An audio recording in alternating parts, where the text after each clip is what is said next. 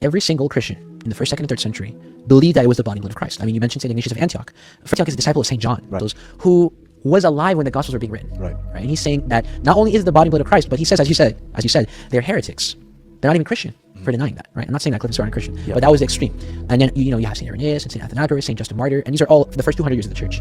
His responses basically started trivializing and almost mocking the Eucharist, talking about, so you think he took his kneecap and dipped it in the blood coming out of his arm? When he stretched out his hand to grab the bread, to dip it in the wine, then he was taking a piece of his kneecap, dipping it in some of the blood that perhaps was pouring out of his arm, and then eating himself, ingesting himself. And this I just love it when casually he called Ignatius an extremist, used for and against his claims of people who don't believe in Eucharist aren't even Christians. So apparently just believing in dying, rising man, God, Savior isn't good enough for your salvation anymore. You gotta eat the bread, which is God, and if a few crumbs fall on the ground, you can just say, oops.